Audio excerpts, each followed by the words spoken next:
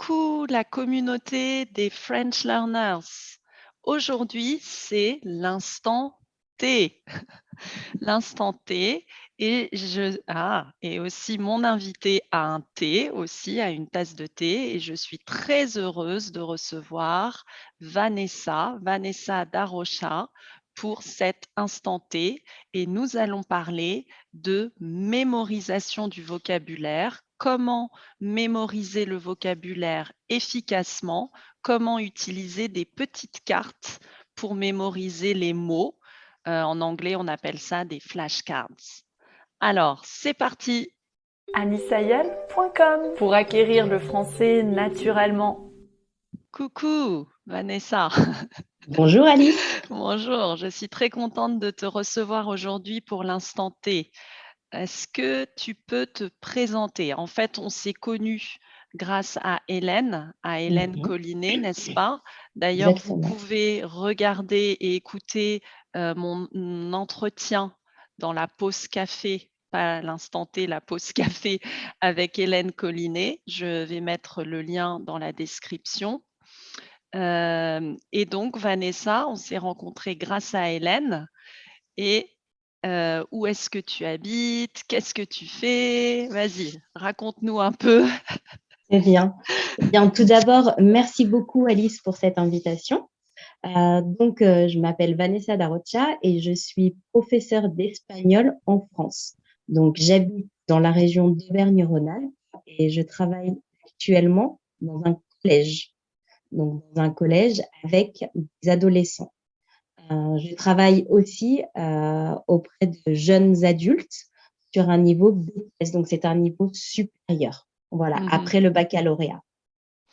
D'accord, oui.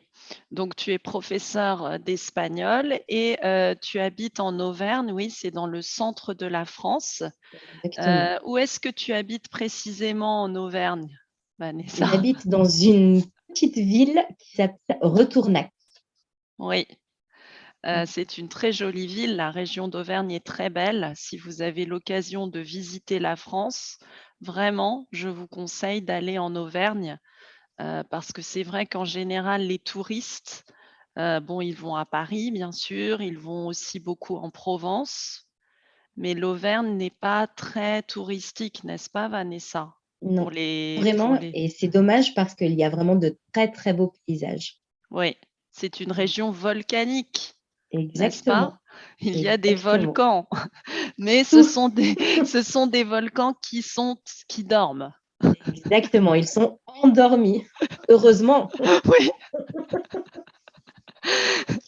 Et comment est-ce que tu es devenue prof d'espagnol? Bon, c'est peut-être une très longue histoire, mais comment est-ce que tu, as acquis l'espagnol? C'est vraiment ça, je pense, ce qui est intéressant pour ceux qui nous regardent et qui nous écoutent.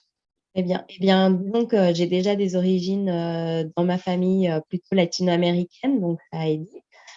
Également portugaise, et lorsque j'étais en collège et en lycée, je n'ai jamais, appris l'espagnol puisque j'ai étudié l'italien, Ah! et l'anglais, et c'est par la suite que, j'ai décidé de me former. Donc je suis allée à la faculté et puis j'ai voyagé en Espagne, j'ai vécu en Espagne et ensuite j'ai vécu en Argentine. Voilà, D'accord, donc c'est vraiment comme ça que tu as acquis l'espagnol, en vivant exactement, dans les pays en Espagne, en Argentine? exactement. Mmh. Mais est-ce que tes parents, tu dis que tu es d'origine américaine, tes parents parlaient espagnol ou portugais à la maison? Oui, oui, oui. En fait, lorsque j'étais petite, mon papa ne parlait pas français, donc il parlait portugais. Donc Ah! du coup, on peut presque dire que le portugais est ma langue maternelle. Tu parles portugais Oui, couramment? couramment. Disons que je peux, voilà, maintenir, des conversations, quotidiennes en portugais. C'est Voilà. intéressant, je demande ça parce qu'en général, les enfants bilingues, les enfants qui habitent, en France ou dans un autre pays, mais leurs parents leur parlent à la maison dans une autre langue, en général, ces enfants, en fait, ils comprennent très bien, ils peuvent, en comprendre, mais ils ne parlent pas la langue de leurs parents. Mais toi, ce n'est pas le cas. Pardon, Hélè la Tu n'as pas compris, Vanessa? J'ai pas non, Oui, tu n'as excuse-moi. pas entendu, d'accord. Oui, est-ce que tu peux répéter? Oui, je vais répéter. En général, les enfants bilingues, n'est-ce pas? Les enfants Oui. qui, habitent dans un pays, par exemple comme toi, tu habitais en France, mais à Mmh. la maison, les parents, la famille parlent dans une autre langue. Oui. Mmh. Comme ton père, il parlait seulement portugais à la maison. Eh bien, en Mmh. général, ces enfants, ils peuvent comprendre la langue de la maison, mais ils ne la parlent pas. Ah oui, très bien. Non, j'ai toujours eu, je pense, beaucoup de facilité pour pouvoir, communiquer en portugais. Mais c'est vrai qu'en grandissant, comme j'ai grandi en France, Oui. j'ai peu à peu, en fait, et bien, perdu l'habilité de pouvoir communiquer de manière fluide. C'est pour ça que je te disais que je peux communiquer dans des situations relativement quotidiennes, mais lorsqu'après cela devient très complexe, c'est un petit peu plus compliqué pour moi.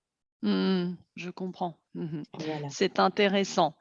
Donc j'ai dit qu'aujourd'hui, avec toi, on allait parler des flashcards, des petites Mmh. cartes qu'on utilise pour mémoriser le vocabulaire. C'est Exactement. vrai que dans la méthode que nous utilisons toutes les 2, hein, puisque toi aussi tu utilises maintenant la méthode de comprehensible input, l'input compréhensible.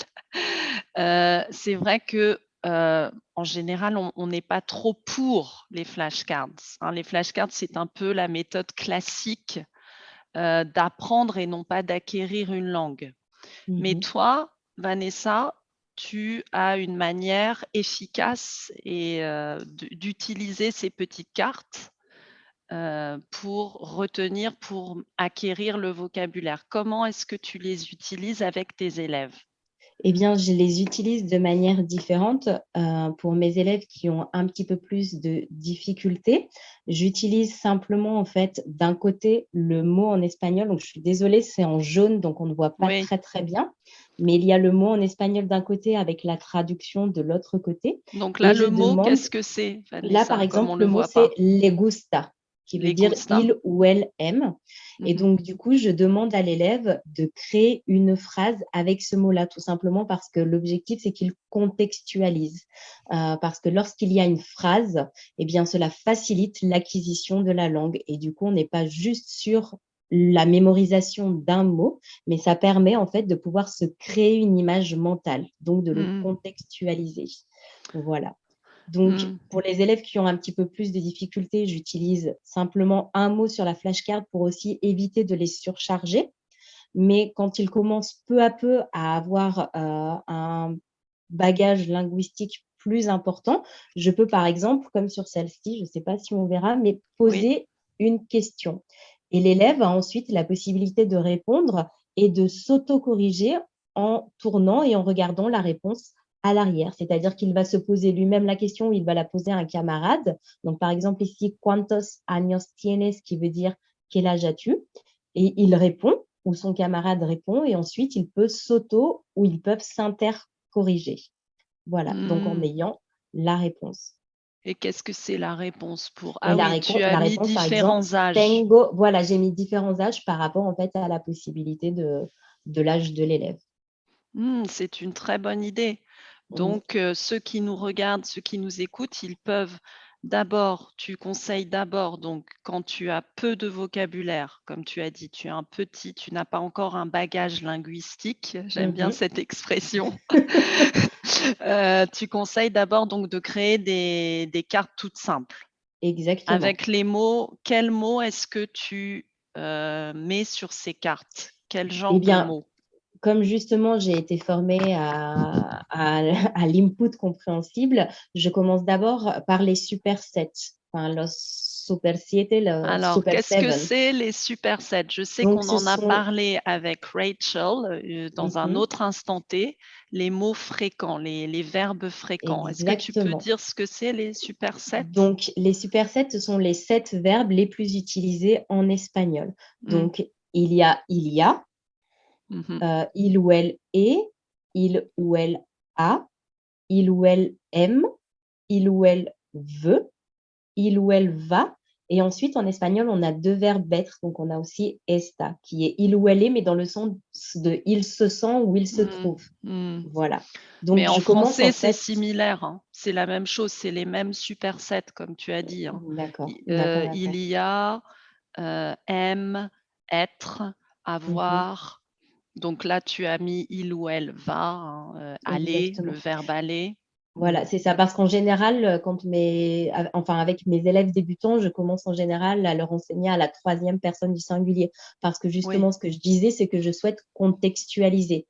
Donc très, très souvent, les verbes, ils sont utilisés, enfin, quand on est débutant, en tout cas, on les utilise ou à la première personne du singulier ou à la troisième. Donc plutôt que de leur Mmh. faire apprendre les verbes à l'infinitif, cette Mmh. étape-là vient, mais plus tard, eh bien, du coup, je leur donne les verbes déjà conjugués pour qu'ils puissent vraiment les acquérir, les utiliser en contexte et que ce soit plus facile pour eux, et bien justement, de les reconnaître dans un premier temps et ensuite de pouvoir les utiliser. Oui, c'est exactement ça. C'est parce qu'il faut pouvoir utiliser ces verbes dans des conversations de tous les jours et il faut Exactement. pouvoir aussi d'abord les comprendre quand on Mmh. vous parle et après pouvoir répondre et donc ce sont les verbes les plus fréquemment utilisés. Mmh. Exactement. Donc Voilà. tout de suite, tu mets ces verbes dans des cartes, sur des petites cartes avec la traduction, de l'autre côté et donc Exactement. c'est ce que vous pouvez faire à la maison. Vous pouvez vous créer vos propres cartes, pardon, je parle en anglais, vos propres cartes et pour, justement acquérir tout de suite, immédiatement ces verbes qui vont vous servir tous les jours, n'est-ce pas? Exactement.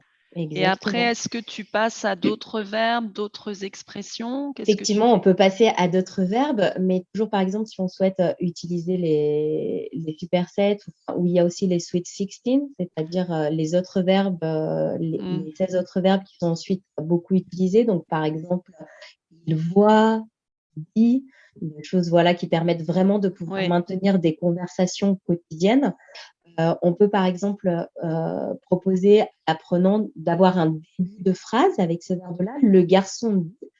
Ensuite, eh bien, proposer de l'autre côté de la flashcard différentes solutions et l'apprenant peut en fait, justement, terminer la phrase. Donc ça peut être une Mmh. solution, notamment lorsqu'on étudie, enfin moi je sais que j'étudie beaucoup d'histoire et donc je reprends parfois certaines expressions qui sont utilisées dans les histoires ou certaines qui sont utilisées dans les histoires et ça Mmh. permet à l'étudiant aussi de réactiver ce qui a été dit dans l'histoire, donc en fait, de vraiment acquérir la structure parce que ça permet de basculer dans la mémoire à long terme. Oui. Voilà, le fait d'avoir la flashcard et c'est pareil et la flashcard, j'aime bien en fait ce concept-là tout simplement parce que ça nous permet d'avoir une réactivation mais dans le long terme.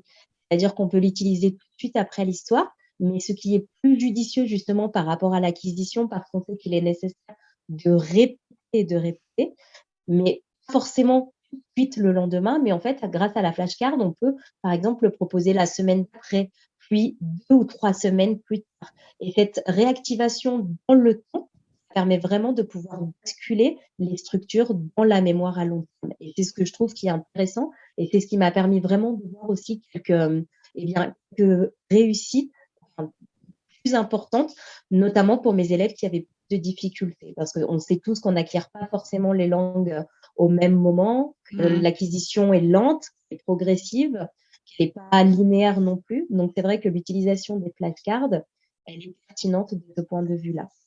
Mmh. C'est très bien ce que tu dis parce que c'est vrai que j'ai beaucoup d'élèves, enfin beaucoup d'apprenants sur mon site, dans la communauté qui toujours me demandent: «Oui, j'écoute les histoires, je les comprends, mais j'ai l'impression que je ne retiens pas les mots». Mmh mh. Ils ont l'impression, en fait, ils ne font pas confiance à leur cerveau, je pense. Et c'est vrai que comme on est habitué, on a été toujours habitué à apprendre, à mémoriser, on pense que notre cerveau n'est pas capable, de retenir juste, grâce à la compréhension. Mmh mh. Et donc, c'est vrai que les cartes peuvent aider justement à, retenir, à mémoriser et à répéter comme tu dis. La répétition est importante.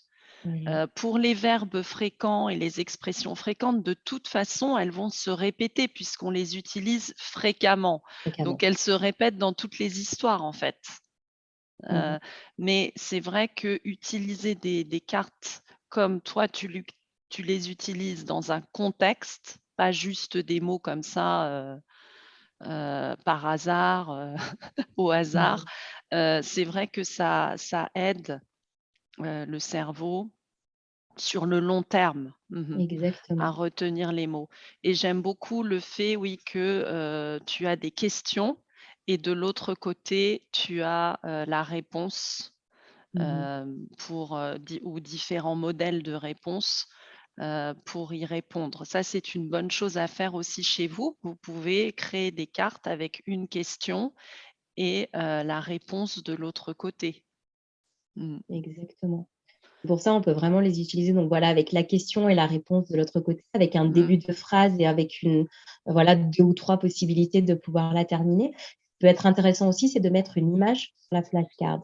Mmh. Donc une image, justement, en fait, toujours en relation, par exemple, avec les histoires que tu présentes, et bien une image d'un personnage qui serait en train de faire une activité et ensuite, et bien, à l'arrière, le fait avoir l'action et être capable de la dire. Donc ça peut être très, très intéressant aussi. Parce que Oui. justement, pour les personnes qui parfois ont du mal à remobiliser, à l'oral, en fait, qui sont capables, par exemple, de comprendre, mais qui ont du mal, en fait, à passer sur de l'expression, ça peut être intéressant parce que le fait aussi d'aller focaliser son attention sur la recherche dans le texte de la phrase, d'associer une image qu'on a soi-même choisie, et bien, en fait, ça permet au cerveau de faire davantage de connexions. Et donc, du coup, Mmh. ça va être beaucoup plus facile lorsqu'on va vouloir utiliser à l'oral, ces termes-là, et bien de te souvenir en voyant l'image: «Ah ben oui, je me rappelle beaucoup plus facilement de la phrase». Oui. En fait, le cerveau a besoin de connexions multiples, pas juste Exactement, d'une connexion. Et le problème, de la carte, de la flashcard juste avec un mot comme ça au hasard, c'est seulement une connexion. C'est pour ça qu'il est exactement. important de replacer ce mot dans son contexte ou avec une image. Ça, c'est une bonne idée aussi. Mmh. Et est-ce que tu fais des jeux? Je pense que oui, avec les cartes. Avec Effectivement, tes élèves, est-ce que tu as des idées, des suggestions de jeux qu'on peut faire à la maison, par exemple? alors, Avec ce qu'on peut faire, par exemple, lorsque on a des cartes avec des questions différentes, moi, ce que j'aime bien faire avec les élèves, c'est que je leur donne chacun une carte avec des questions différentes. Du coup, ils posent la question aux camarades. mmh, Il peut vérifier la réponse en retournant la carte afin de voir si le camarade est capable ou non de répondre. Puis le camarade qui a une carte différente pose aussi une question. Ensuite, ils se les échangent et du coup, mmh, ils vont voir un autre camarade. Donc, je ne sais pas si tes apprenants, dans leur contexte, personnel, peuvent utiliser cette stratégie-là. mmh, Néanmoins, si par exemple, dans la communauté, il y a 2 ou 3 personnes qui travaillent ensemble, ça peut être intéressant justement ouais, de voilà, que chaque personne en fait ait 2 ou 3 cartes, qu'elle se pose les questions et qu'ensuite elle se les échange. Puisqu'en fait, on est dans 2 expressions de phrases différentes puisqu'à chaque fois les phrases, ne sont pas les mêmes. Donc oui, ça peut être intéressant et ça permet aussi de créer des petites conversations. oui, Donc c'est ce qui est intéressant aussi toujours quand on cherche la contextualisation. oui, Ça peut être une chose. Une 2e, eh bien, on peut faire, par exemple, sur des jeux de rapidité, c'est-à-dire, voilà, on met un petit timer, la personne qui répond le plus rapidement possible, ça peut être une idée aussi. Ou alors moi, ce que j'aime bien faire, c'est distribuer, par exemple, 3 ou 4, cartes différentes à des élèves avec des réponses et puis moi, je pose une question et là, les élèves doivent regarder très vite si eux ont la réponse et s'ils ont la réponse, bon, je le fais pas dans la classe parce qu'ils ont besoin de courir, mais il y a 2 équipes qui s'opposent. Ensuite, eh bien, moi, je pose la question et les élèves doivent réfléchir et essayer de comprendre la question, puis ensuite essayer de voir s'ils ont la réponse et s'ils ont la réponse, ils doivent courir. Voilà, en sachant ah, que du coup, comme j'ai 2 équipes, eh bien, les 2 équipes ont enfin obligatoirement un de leurs membres qui a la réponse à droite et à gauche. Donc ça va être pareil, le plus rapide. Donc mmh. Donc voilà, ça on peut permet vraiment faire aussi de bouger exactement, et puisqu'on sait aussi que d'oxygéner son la cerveau, oui. c'est ça, c'est ça, c'est ça.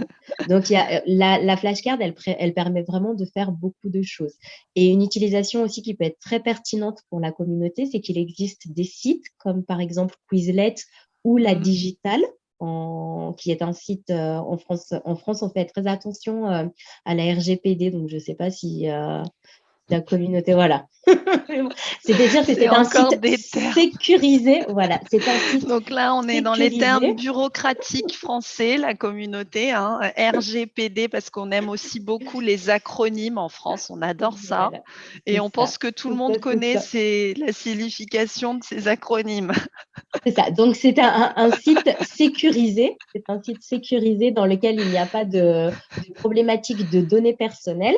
Et Oui, les apprenants peuvent directement, en fait, sur la digitale, créer leur propre flashcard en ligne. Donc ça, c'est assez intéressant. Et par exemple, moi, j'aime beaucoup parce que je demande à certains de mes apprenants de créer des flashcards et je les donne ensuite à d'autres apprenants et inversement. Donc mmh, en plus, ça permet vraiment de valoriser aussi bien, le travail des différents apprenants.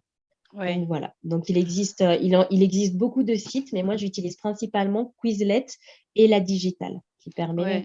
qui permettent de créer des cartes en ligne. Je Et connaissais Quizlet, mais je ne connais pas la digitale. C'est un site d'accord. français, en fait. C'est français, oui, je crois, hein. Ah, d'accord, Je crois, oui, oui. parce que tu dis la digitale, donc ça doit être Oui, français, non, je non, non, pense. parce que c'est vraiment la digitale, mais je ne sais pas si c'est .com ou .fr. Mais oui, oui, en tout cas, toute l'interface est en français. Donc, je ne saurais pas dire si c'est français ou si c'est belge. J'ai un petit doute. Mais Ah, oui, d'accord, j'ai oui. un petit doute. C'est Mais pour c'est ça. Mais francophone, quoi. francophone, oui, oui, oui, c'est Mmh. francophone.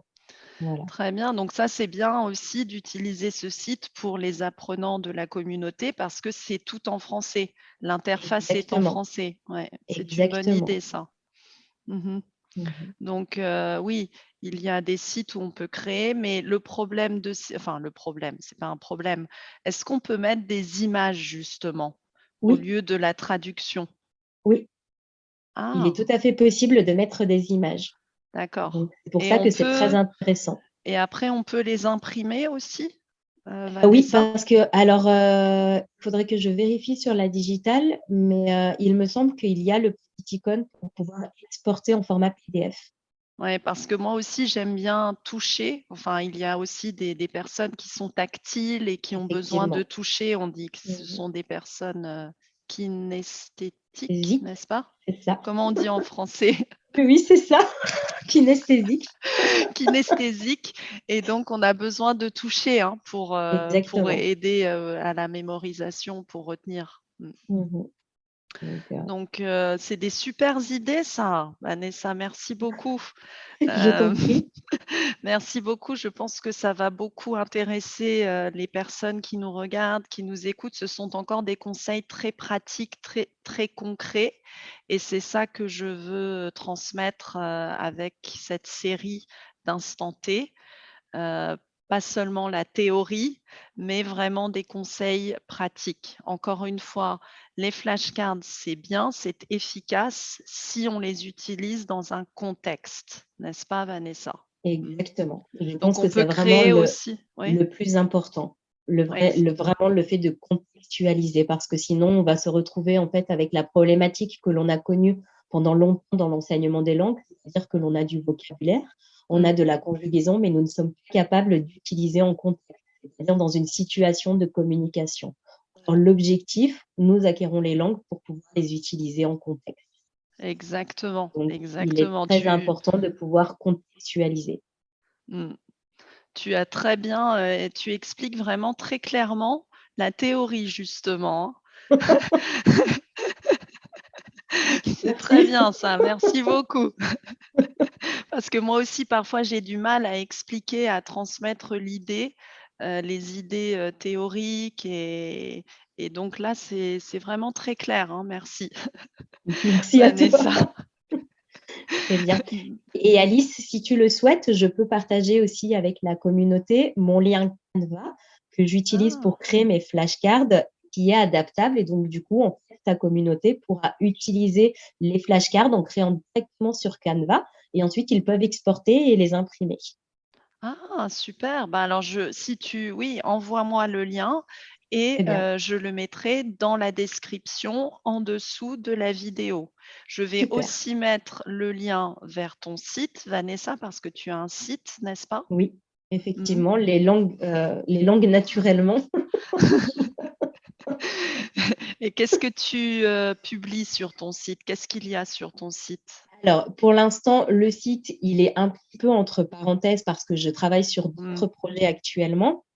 Néanmoins, il y a 2 volets sur le site. Il y a un volet qui est, davantage destiné à des enseignants pour les aider dans l'accompagnement justement, bien des théories de tout ce qui fait référence à l'input compréhensible et à l'acquisition des langues.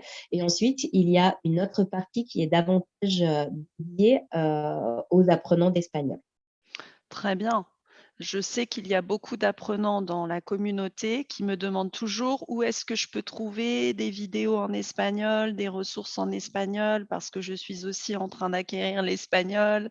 Donc, c'est super ça, parce que tu as aussi une chaîne YouTube, n'est-ce pas? Avec des Effectivement, vidéos compréhensibles en espagnol effectivement, c'est ça. et C'est un ça, c'est compte ça. Instagram aussi. Exactement, Donc je vais qui mettre s'appelle aussi «Les langues naturellement». Donc, je vais mettre tout ça dans la description. Je sais qu'il y a aussi beaucoup d'enseignants qui nous regardent, de professeurs, donc ça va vraiment les intéresser parce que, tes publications, tes billets sont aussi, très intéressants pour les profs. Tu publies beaucoup d'idées, et ce qui est aussi très important, c'est que tu publies en français. Tu partages en français la théorie de l'input compréhensible qui n'est pas Mmh. encore très populaire, n'est-ce pas, dans le monde francophone, Pas Vanessa? encore, pas encore, pas encore, mais les choses vont bouger petit à petit. Les choses bougent grâce à toi. Non, Si, grâce à toi, en Auvergne. voilà, en Auvergne, c'est ça, c'est ça, Tu c'est sais ça. bien que Petit à petit. Vercingétorix, il était auvergnat, hein, le chef des Gaulois, donc tout part de l'Auvergne. Exactement, c'est le centre du monde.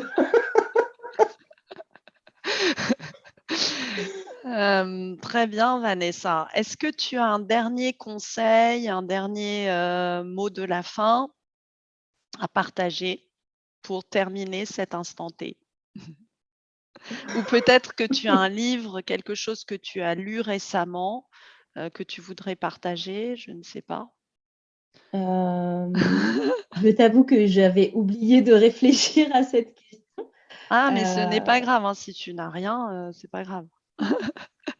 Ne stresse pas sur ça, c'était juste pour terminer sur quelque ch un dernier une dernière chose, si tu non, avais vraiment une simplement si dernière vraiment chose. non, simplement, voilà, que tout apprenant soit réellement conscient que l'acquisition, d'une langue étrangère prend du temps et qu'il est normal, en fait, parfois, de sentir que l'on progresse moins. Parce que quand on est au début de l'apprentissage, on va logiquement, en fait, acquérir beaucoup plus rapidement. Donc du coup, il va y avoir une progression et lorsque on est parfois au niveau intermédiaire, on a l'impression de Mmh. stagner un peu. Mais c'est simplement une impression. C'est parce que justement, on a commencé à acquérir un certain bagage et que peu à peu, les choses viennent et se construisent les unes sur les autres.